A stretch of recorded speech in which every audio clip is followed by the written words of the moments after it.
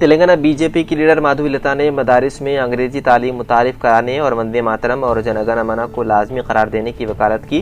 उन्होंने कहा कि मदारिस के तलबा में हुब्बुल वतनी के जज्बे को फरोग देना वक्त की जरूरत है। माधवीलता ने उत्तर प्रदेश के नायब वज़ीर आला केशव प्रसाद मौर्य के उस बयान की भी तायीद की जिसमें उन्होंने मदारिस को मुबैना तौर पर दहशतगर्दी की फैक्ट्री करार दिया था। उन्होंने दावा किया है कि अवाम ने आज तक हकीकी मानों में ना तो कुरान की तालीम को देखा है और ना ही ये समझा है कि इस्लाम बच्चों की किस तरह तरबियत करता है। उनके मुताबिक बाज़ अनासिर की जानिब से जिहाद, दहशतगर्दी और असलाह से मुतालिक बातें सामने आती रही हैं जिसकी वजह से गलत तासुर पैदा होता है। माधवीलता ने मजीद कहा कि अगर एक बच्चा मुसलसल ऐसे माहौल में तालीम हासिल करे जहाँ उसे सिर्फ मुल्क मुखालिफ सोच सिखाई जाए तो उसके जहन पर मनफी असरात मुरतब हो सकते हैं। उन्होंने ये भी इल्ज़ाम लगाया है कि बाद बच्चों के जहनों में दूसरे मदाहिब के मानने वालों के खिलाफ नफरत के बीज बोए जाते हैं। माधवीलता का कहना था कि मदारिस के कई तलबा अंग्रेजी तालीम से महरूम रहते हैं जिसके बाइस उन्हें मुस्तकबिल में रोजगार और दुनिया के साथ कदम मिलाकर चलने में मुश्किलात पेश आ सकती है। उनके मुताबिक ये बच्चों के साथ नाइंसाफ़ी है, इसलिए मदारिस में अंग्रेजी तालीम को लाजमी बनाया जाना चाहिए ताकि वो जदीद दुनिया के तकाज़ों से हम आहंग हो सकें। उन्होंने मुतालबा किया है कि मदारिस में तलबा के अंदर हुब्बुल वतनी का जज्बा पैदा करने के लिए वंदे मातरम, कौमी तराना, जनगण मन और जय बोलो भारत माता जैसे नारों को भी निसाब और रोजमर्रा सरगर्मियों का हिस्सा बनाया जाए।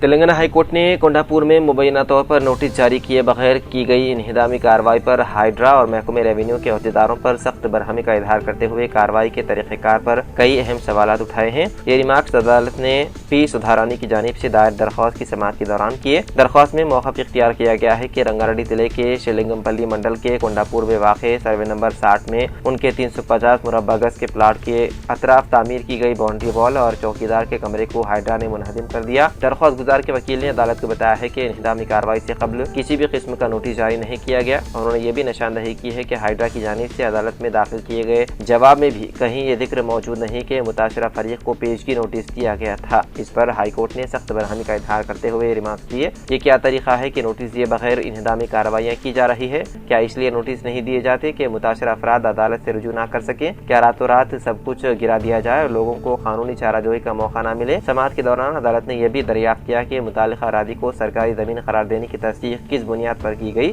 मौजूदा मंडल रेवेन्यू ऑफिसर ने अदालत को बताया कि उनसे पहले तैनात एमआरओ ने इस जमीन को सरकारी अरादी करार दिया था। इस पर हाई कोर्ट ने मुतालिका साबिक एमआरओ को तमाम असासी रिकॉर्ड के साथ अदालत में हाजिर होने का हुक्म देते हुए मुकदमे की आइंदा समाअत 11 अगस्त तक मुलतवी कर दी।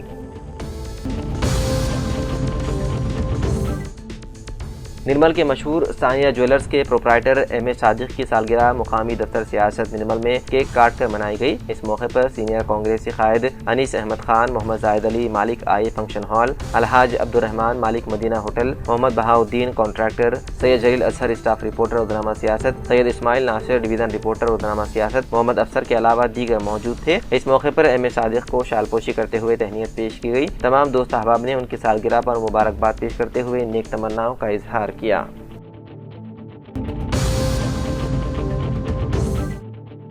सईदाबाद पुलिस ने 4 अगस्त को सिंगरनी कॉलोनी में पेश आए मोहम्मद फसी अहमद आमिर के कत्ल के मुकदमे को हल करते हुए 21 साला ऑटो रिक्शा ड्राइवर को गिरफ्तार कर लिया। पुलिस के मुताबिक इब्तिदाई तहकीकात से पता चला है कि मुलजिम की मकतूल के साथ काफी अरसे से जाती रंजिश थी और दोनों के दरमियान अक्सर झगड़े होते रहते थे। पुलिस का कहना है कि वाक़े के रोज सुबह दोनों के दरमियान दोबारा झगड़ा हुआ, जिसके दौरान मुलजिम ने मुबैना तौर पर नारियल छिलने के कत्ते से मकतूल की गर्दन और सर पर वार किए, जिसके नतीजे में उसकी मौके पर ही मौत हो गई। पुलिस के मुताबिक वारदात के बाद मुलजिम ऑटो रिक्शा में फरार हो गया और सबूत मिटाने की गर्ज से कत्ल में इस्तेमाल होने वाला हथियार सरूनगर तालाब में फेंक दिया। माददा पुलिस ने मुलजिम के कब्जे से कपड़े, ऑटो रिक्शा और मोबाइल फोन जब्त कर लिया, जबकि डिजास्टर रिस्पांस फोर्स की मदद से सरूनगर तालाब से हथियार भी बरामद कर लिया गया। गिरफ्तार मुलजिम की शिनाख्त 21 साला सुमन पेशे से ऑटो ड्राइवर साकिन सिंगरनी कॉलोनी सईदाबाद के तौर पर हुई है। सईदाबाद पुलिस के मुताबिक ये कार्रवाई चारमीनार जोन के आला पुलिस अफसरान की निगरानी में अंजाम दी गई।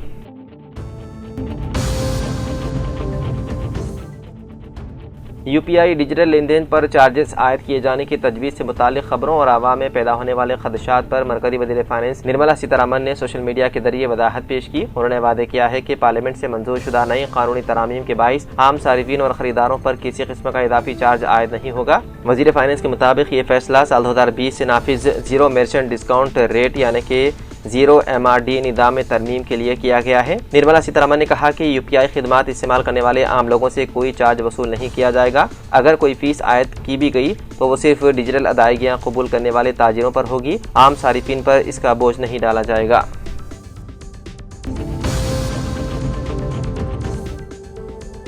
تلنگانہ کے director of medical education doctor N Vani نے نیلوفر اسپتال کی ایک ملازمہ کو سرکاری اسپتال کی ادویات خانگی میڈیکل اسٹورز کو فروخت کرنے کے الزام میں ملازمت سے برطرف کر دیا۔ ایک رپورٹ میں مبینہ بدعنوانی سامنے آنے کے بعد DME نے معاملے کی تحقیقات کے لیے ایک کمیٹی تشکیل دی تھی۔ کمیٹی کی رپورٹ کی بنیاد پر ایس منجولا کو مریضوں کی دیکھ بھال کی خدمات سے برطرف کر دیا گیا۔ میڈیا سے گفتگو کرتے ہوئے ڈاکٹر این وانی نے کہا کہ حکومت نے اس معاملے کو انتہائی سنجیدگی سے لیا ہے۔ انتظامی سطح پر کچھ کوتاہیاں پائی گئی ہیں اور متعلقہ حکام کو اپنی ذمہ داریاں سنجیدگی سے ادا کرنے کی ہدایت دی گئی۔ انہوں نے بتایا ہے کہ نیلوفر اسپتال میں اس نوعیت کے چند الگ تھلگ واقعات پیش آئے ہیں۔ ان کے مطابق منجولا اس وقت مفرور ہے، جبکہ اسپتال کے سپرنٹینڈنٹ اور ریزیڈنٹ میڈیکل آفیسر نے اس کی برطرفی کا حکم جاری کر دیا ہے۔ DME نے کہا کہ یہ بھی معلوم کیا جائے گا کہ سرکاری ادویات کن خانگی میڈیکل اسٹورز کو فراہم کی گئی۔ اس سلسلے میں منجولا کے خلاف پولیس میں شکایت درج کرائی جائے گی، جبکہ ڈرگ کنٹرولر کو بھی اس واقعے سے آگاہ کیا جائے گا۔ ڈاکٹر این وانی نے مزید بتایا ہے کہ اسپتال میں صفائی اور سیکیورٹی عملے کے رجسٹروں میں بھی بعض بے ضابطگیاں پائی گئی ہیں۔ انہوں نے اسپتال انتظامیہ کو ایک ہفتے کے اندر ان خامیوں کو دور کرنے کی ہدایت دیتے ہوئے خبردار کیا کہ بصورت دیگر متعلقہ ذمہ داران کے خلاف کارروائی کی جائے گی۔ تلنگانہ ہائی کورٹ نے توہین عدالت کے ایک مقدمے میں ریاستی محکمہ خزانہ کے سیکریٹری سندیپ سلطانیہ کے خلاف بیلیبل وارنٹ جاری کرتے ہوئے ان کی گرفتاری کا حکم دیا ہے۔ عدالت نے کہا کہ سال 2024 میں جاری کیے گئے اپنے حکم کے مطابق سکندرآباد کنٹونمنٹ بورڈ کو 33.42 کروڑ روپے جاری کیے جانے تھے، تاہم عدالتی ہدایت پر عمل نہیں کیا گیا۔ مزید برآں عدالت کی جانب سے جاری کیے گئے 2 نوٹسز کے باوجود سیکریٹری سندیپ سلطانیہ نے کوئی جواب داخل نہیں کیا۔ جسٹس نے معاملے کو سنجیدگی سے لیتے ہوئے حیدرآباد پولیس کمشنر کو ہدایت دی ہے کہ سندیپ سلطانیہ جہاں کہیں بھی موجود ہوں انہیں گرفتار کر کے عدالت میں پیش کیا جائے۔ ہائی کورٹ نے اپنے حکم میں یہ بھی واضح کیا ہے کہ آئندہ احکامات تک سندیپ سلطانیہ کو مقدمے کی ہر سماعت پر ذاتی طور پر عدالت میں حاضر ہونا ہوگا۔ یہ معاملہ عدالت کے احکامات پر عمل درآمد نہ کرنے سے متعلق توہین عدالت کے مقدمے کے تحت زیر سماعت ہے، جس کی آئندہ سماعت میں مزید کارروائی متوقع ہے۔